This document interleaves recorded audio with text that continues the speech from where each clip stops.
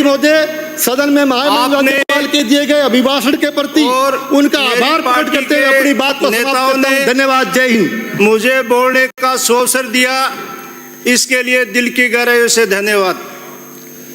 माननीय सभापति महोदय, राज्यपाल के अभिभाषण जो 44 पेज का है, उसमें 168 बिंदु के राज्यपाल के अभिभाषण में अनुसूचित जातियां जिनकी पॉपुलेशन इस प्रदेश में 17% है, एक शब्द भी नहीं कहा। ये बड़े दुर्भाग्य की बात है। मैं आपको बताना चाहता हूं, ये लोग कहीं भी क्यों गए, ये वो लोग हैं जिन्होंने बाबा साहब भीमराव अंबेडकर की शव यात्रा निकाली थी। इनको SC और ST के लोगों से नफरत है, इसलिए इनके कल्याण की बात न तो इन्होंने कभी की है और न आगे कहने वाले हैं, न करने वाले। मैं आप लोगों को बताना चाहता हूं, इस देश के गृह मंत्री जिन्होंने बार बार केंद्र के अंदर कहा कि डॉक्टर अम्बेडकर अम्बेडकर अम्बेडकर अम्बेडकर एक बार नहीं 6 बार, कि ये फसन बन गई है। सभापति महोदय, आपके माध्यम से मैं कहना चाहता हूं, ये अम्बेडकर कोई फसन नहीं है। भगवान बुद्ध, महात्मा ज्योतिबा फुले, साहू जी महाराज और क्या कि ये इनकी जो विचारधारा है, ये इस देश के अंदर विचारधारा का संघर्ष है, विचारधारा को आगे बढ़ाने की है। ये डॉक्टर भीमराव अंबेडकर और उसके उत्तराधिकारी करना चाहते हैं। आप लोग ये नहीं चाहते वो विचारधारा इस देश के अंदर, इस प्रदेश के अंदर फैले और अनुसूचित जाति का कल्याण हो। अभी पैरा संख्या 4 के अंदर माननीय प्रधानमंत्री का आपने जिक्र किया है कि मजबूत हाथों के अंदर देश सुरक्षित है।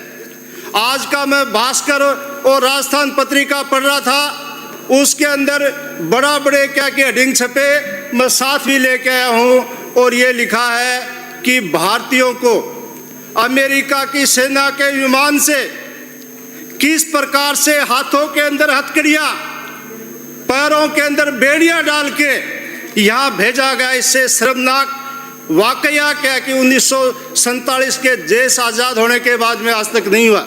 इससे अच्छा तो जिम्बाब्वे था, जिसने ये कह दिया हम हमारे नागरिकों के सम्मान के साथ लेके आएंगे, और उन्होंने उस अमेरिका का विमान को अपने देश पे नहीं उतरने दिया, अपने नागरिकों को सम्मान सहित अपने विमान से लेके आए। ये तो क्या कि हमारे देश का इससे बड़ा दुर्भाग्य क्या होगा।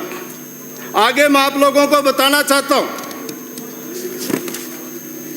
कि आप युवाओं की परीक्षा की बात करते हैं, आप लोग स्वीकार नहीं करते कि परीक्षा सही हुई है। अभी जो पिछले दिनों RS की परीक्षा हुई थी, नवलगढ़ के अंदर बलवंतपुरा गांव है, उस स्कूल के अंदर प्राइवेट का सेंटर था। वहाँ स्कूल के अंदर प्रश्न पत्र खुले गए, वहाँ के उस कक्षा के अंदर जिसने खुला लिफाफा गया, वहाँ के विद्यार्थियों ने कह दिया कि हम परीक्षा नहीं देंगे, और 10 के 10 सारे परीक्षार्थी बाहर निकल गए। वहाँ के कलेक्टर रामतार मीणा ने को आदेश निकालना पड़ा और ADM को जांच दी गई कि किस प्रकार से पेपर आउट हुआ है। इसके बावजूद भी आप क्या कि पेपर आउट नहीं मान रहे हैं, ये आपकी हठधर्मिता नहीं और तो क्या हो सकती है। अतः मैं इसके अलावा आपके पैरा संख्या 7 में लिखा गया कि rising Rajasthan global investment summit के बारे में जो बड़े बड़े उद्योगपति हैं, पूंजीपति हैं, उनको आप क्या कि जमीन फ्री में दे रहे हो, लेकिन आपकी UIT के द्वारा जो उन उद्योगपतियों को जो व्यक्तिगत रूप से उनको जमीन अलॉट कर रहे हो, वो DLC की डबल रेट से अलॉट कर रहे हो और उसके ऊपर भी 20% सरचार्ज लगा रहे हो। ये किस प्रकार का न्याय है? आप खुद क्या कि ये सदन के अंदर बैठे हैं, ये क्या कि इस पे विचार विमर्श कर सकते हैं। इसी के अलावा यमुना जल समझौता है, इसके अंदर बार बार आपके द्वारा जिक्र किया जा रहा है कि सिक्कर, झुंझुनू और चूरू को पानी उपलब्ध कराया जाएगा। मैं पिलानी से बिलोंग करता हूं और ये मैं आपको बताना चाहता हूं कि राजस्थान के अंदर सबसे ज़्यादा यदि पानी की कहीं किल्लत है तो वो क्या कि पिलानी के अंदर है। आपने 17 तारीख को फरवरी के अंदर समझौता किया और ये कहा, माननीय मुख्यमंत्री महोदय ने भी दौरा किया, तब कहा कि हम 4 महीने के अंदर DPR बनाएंगे। माननीय सदस्यों से मैं आग्रह करना चाहता हूं, सभापति आपके माध्यम से, यहाँ क्या कि मंत्री महोदय बैठे हैं, आज तक वो DPR नहीं बनी है, 14 महीने हो गए। इससे बड़ा इस देश का दुर्भाग्य क्या होगा, प्रदेश का। इसी के अलावा वहाँ जो किसान हैं, यमुना जल के मांग के लिए कर रहे हैं, वो 14 महीने से धरने पे बैठे हैं। आप कम से कम DPR तो बनाओ, जिससे लोगों को ये मालूम पड़े कि आगे क्या होना और क्या नहीं होना। हालांकि इसमें होना कुछ नहीं है, केवल और केवल क्या कि ये समझौता गुमराह करने वाली बात है।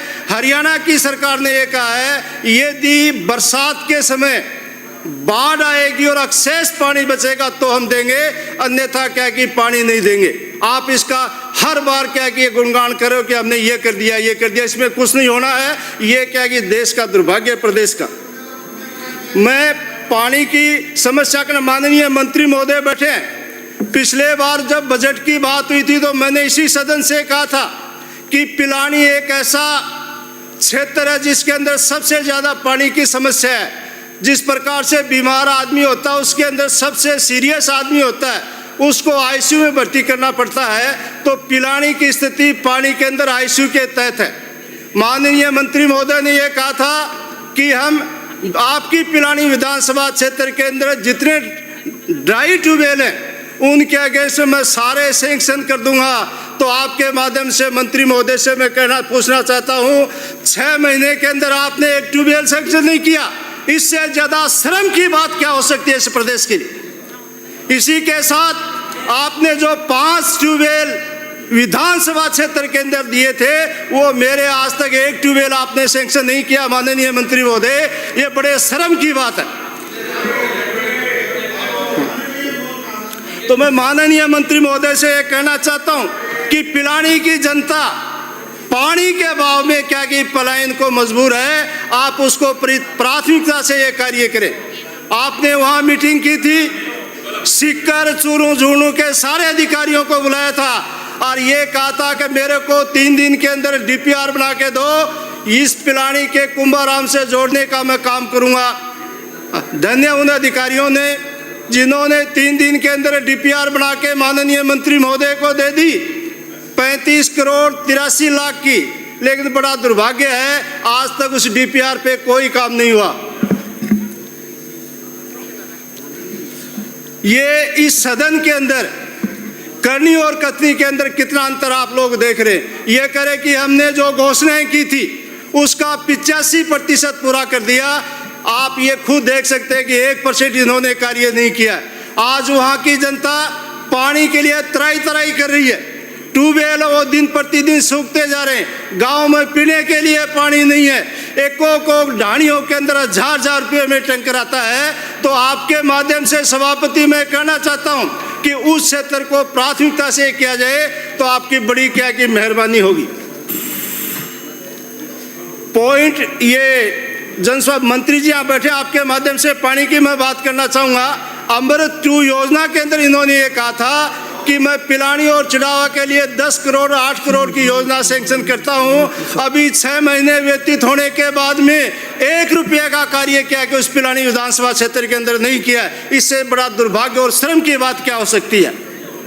पैरा संख्या 40 में यह लिखा गया है कि झुंझुनू के अंदर मेडिकल कॉलेज स्वीकृत कर दी। जब आपकी सरकार बनी थी उससे पहले 50% कार्य तो हो गया था।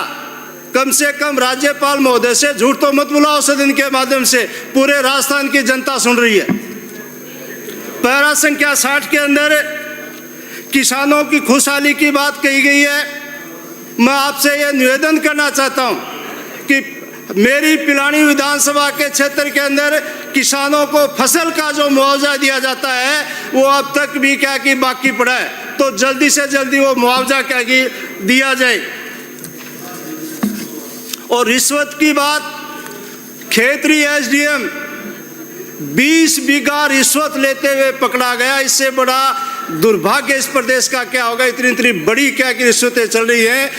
किसान का अंतकाल बिना पैसे के लिए नहीं होता है। ये बड़ा क्या कि दुर्भाग्य की बात है।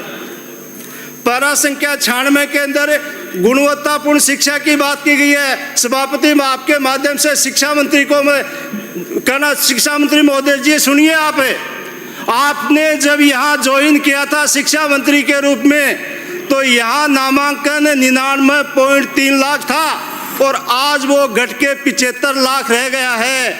24 लाख का नामांकन घट गया। इससे बड़ी विफलता इस सरकार की कोई हो नहीं सकती। माननीय आप सभापति महोदय, जब इस शिक्षा के अंदर